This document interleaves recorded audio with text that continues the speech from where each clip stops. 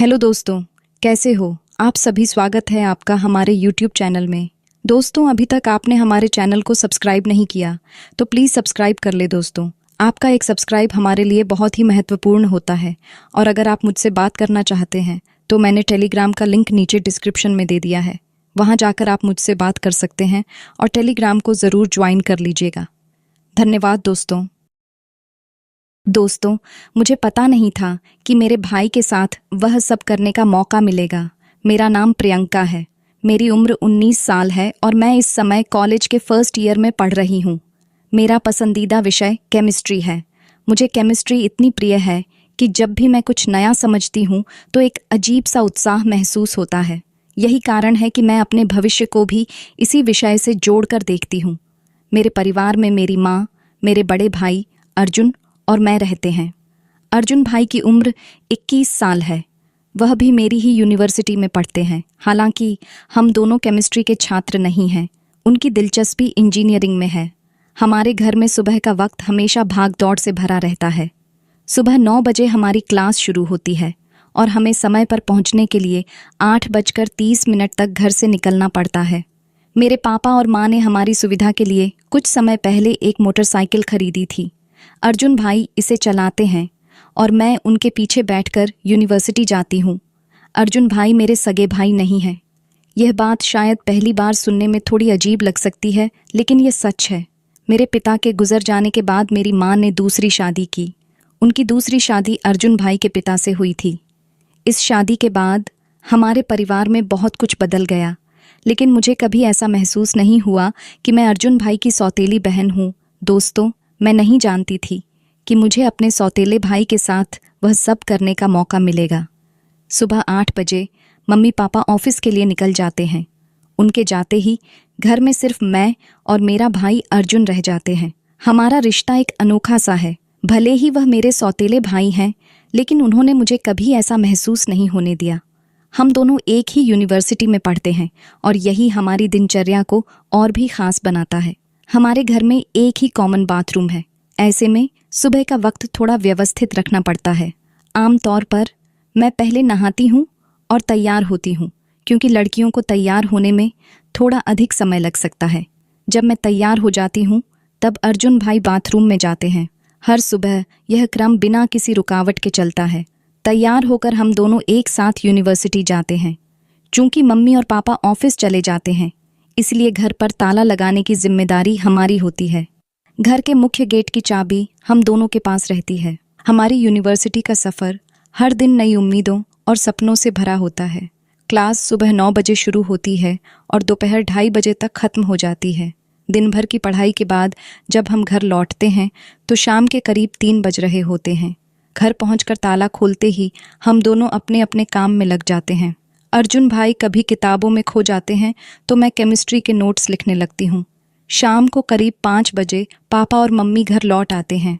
हम सभी एक साथ बैठकर चाय पीते हैं और दिन भर के अनुभव साझा करते हैं। मेरी जिंदगी ऐसी ही शांत और व्यवस्थित चल रही थी, लेकिन एक घटना ने मेरी जिंदगी पूरी तरह से बदल दी। अब इसे एक्सीडेंटल समझ लो या जानबूझकर, हर दिन की तरह वह सुबह भी सामान्य लग रही थी।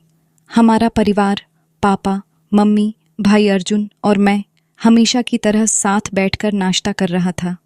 ये समय मेरे लिए ख़ास होता है, क्योंकि व्यस्त दिन की शुरुआत परिवार के साथ मिलकर करने का आनंद अलग ही होता है। पापा और मम्मी अपनी सरकारी नौकरी के लिए तैयार हो रहे थे। सुबह 8 बजे उनका ऑफिस शुरू होता था, इसलिए नाश्ते के बाद वे जल्दी ही घर से निकल गए।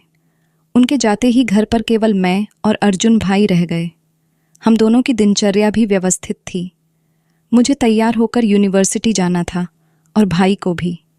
जैसा कि हर दिन होता था, मैं पहले नहाने के लिए बाथरूम गई। बाथरूम में जाते ही मैंने दरवाज़ा अंदर से बंद कर लिया। इस आदत से मुझे सुरक्षा और आराम महसूस होता था। उस दिन भी सब कुछ सामान्य ही था। मैंने अपने कपड़े उतार कर साइड में रख दिए और शावर चालू किया। पानी की ठंडी बूंदें जब शरीर से टकराईं तो लगा जैसे सारा तनाव बह गया हो। लेकिन तभी मैंने बाथरूम के दरवाजे के नीचे से एक परछाई देखी। परछाई को देखकर मेरा मन थोड़ा विचलित हुआ। मैंने सोचा कि शायद यह मेरा भ्रम है। कभी कभी रोशनी की वजह से ऐसा लगता है और मैं अक्सर खुद को समझा देती हूँ कि ऐसा कुछ नहीं है, लेकिन इस बार वह परछाई स्थिर नहीं थी। ऐसा लगा जैसे कोई दरवाजे के बाहर खड़ा है और हरकत कर रहा है।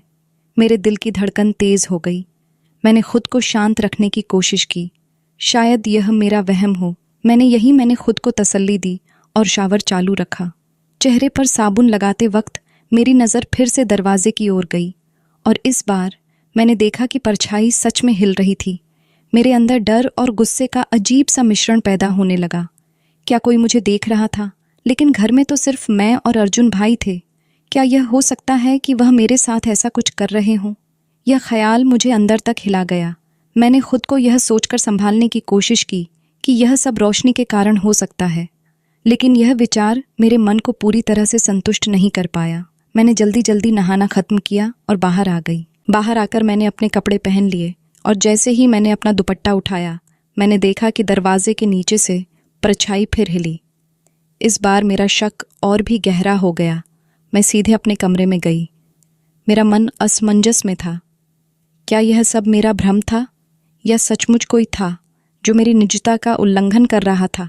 मैंने अर्जुन भाई के बारे में ऐसा कभी नहीं सोचा था। वह हमेशा मेरे लिए एक बड़े भाई की तरह थे, जिन्होंने मुझे सुरक्षा और सहारा दिया। लेकिन उस परछाई ने मेरे मन में शक का बीज बो दिया था। उधर भाई कुछ देर बाद तैयार हो गया और मुझे यूनिवर्सिटी ले जाने के लिए बुलाने लगा। मैं और मेरा भाई घर का दरवाज़ा बंद करके यूनिवर्सिटी के लिए निकल गए। आमतौर पर हर दिन मैं मोटरसाइकिल पर अपने भाई के पीछे बैठती हूँ और अपना बैग उसके और मेरे बीच में छोड़ देती हूँ। लेकिन आप क्या सोचते हैं कि उस दिन मैंने अपना बैग अपने पीछे छोड़ दिया था? शायद मैं उस दिन एक अलग ही दुनिया में खोई हुई थी। उस दिन का एहसास अच्छा था कि उसे शब्दों में बयान नहीं किया जा सकता। अगली सुबह से मैं सोचने लगी कि कैसे यकीन करूं कि मेरे भाई ने मुझे बाथरूम के दरवाजे से नहाते हुए देख लिया था या नहीं। बहुत सोचने के बाद मुझे एक विचार आया। मेरे पापा और मम्मी के ऑफिस चले जाने के बाद मैंने अपने मोबाइल कैमरे में वीडियो रिकॉर्डिंग चालू की और उसे बाथरूम के बाहर ऐसी जगह लगा दिया जहां अगर कोई मुझे बाथरूम के दरवाजे के बाहर से नहाते हुए देखे तो उसकी रिकॉर्डिंग हो जाए। कैमरा वहीं छोड़कर मैं नहाने के लिए बाथरूम में चली गई और दरवाज़ा अंदर से बंद कर लिया और दरवाजे की ओर देखा तो मुझे फिर से कोई परछाई दिखाई दी। परछाई देखते ही मैं समझ गई कि जो भी है वह कैमरे में आ चुका होगा। ये सोचते सोचते मैं नहा रही थी और नहाने के बाद जब मैं बाथरूम से निकली और अपना मोबाइल फ़ोन लेकर अपने में चली गई, मैंने वीडियो शुरू की और देखा कि जैसे ही मैं बाथरूम में घुसी थी और दरवाज़ा बंद किया था, उसके थोड़ी देर बाद मैंने देखा तो मुझे यकीन नहीं हो रहा था। मैं सोच रही थी कि ऐसा कैसे हो सकता है। उसके बाद मैं और मेरा भाई यूनिवर्सिटी के लिए निकल लिए। मैंने अपने भाई को मोटरसाइकिल के पीछे से गले लगा लिया और सोचने लगी कि भाई को अपना वीडियो कैसे दिखाऊं। तब भाई ने कहा, बाइक पढ़ती हो क्या? मैंने कहा, नहीं भाई। भाई बोला, तो फिर तुमने मुझे इतनी ज़ोर से क्यों पकड़ रखा है? तब मैंने अपने भाई से कहा, पता नहीं क्यों भाई, आज मुझे डर लग रहा है। पूरा दिन पढ़ाई करने के बाद मैं दोपहर को घर लौटी। मेरा दिमाग पूरा दिन इधर उधर भटकता रहा। मुझे समझ नहीं आ रहा था कि मैं अपने भाई को उस वीडियो को कैसे दिखाऊं। रात के करीब 10 बजे थे। मैं बिस्तर पर लेटी हुई थी और करवटें बदल रही थीं। नींद मेरी आंखों से कोसों दूर थी। मन में एक अजीब सी बेचैनी थी, कुछ ऐसा जो मुझे अंदर से खाए जा रहा था। मैंने अपने फ़ोन को हाथ में लिया और वह वीडियो फिर से खोल लिया जिसे मैंने कुछ समय पहले रिकॉर्ड किया था। वीडियो में मेरी सारी भावनाएं छुपी हुई थीं। एक प्रकार से यह मेरी आत्मा का हिस्सा बन चुका था। दिल में बहुत हिम्मत करके मैंने वह वीडियो अपने भाई अर्जुन के मोबाइल पर भेज दिया। इस कदम ने मुझे भीतर से थोड़ा हल्का महसूस कराया, लेकिन साथ ही डर भी था। क्या उसने इसे देखा होगा? क्या उसकी प्रतिक्रिया क्या होगी? मैं बार बार फ़ोन की स्क्रीन पर नज़र दौड़ाती रही, हर बार चेक करती कि वीडियो कब देखा जाएगा। लेकिन लगभग 15 मिनट बीत गए, फिर भी वीडियो नहीं देखा गया। अब सवाल यह था कि क्या अर्जुन सो गया था या फिर वह वीडियो जानबूझकर नहीं देख रहा था। समय जैसे थम गया था। मुझे इंतज़ार करते करते 1 घंटा बीत गया, लेकिन फिर भी वीडियो का देखा जाना कोई संकेत नहीं दे रहा था। मेरी बेचैनी बढ़ने लगी। रात का समय था और सब सो रहे थे, फिर भी मुझे वह वीडियो और अर्जुन के जवाब का इंतज़ार था। अगले दिन सुबह संडे था। रविवार के दिन सब घर पर होते थे, मम्मी, पापा, अर्जुन और मैं। हम सभी ने एक साथ नाश्ता किया, लेकिन मैंने अर्जुन के चेहरे पर कुछ भी ऐसा नहीं देखा जिससे यह लगता कि वह वीडियो के बारे में सोच रहा था या उस पर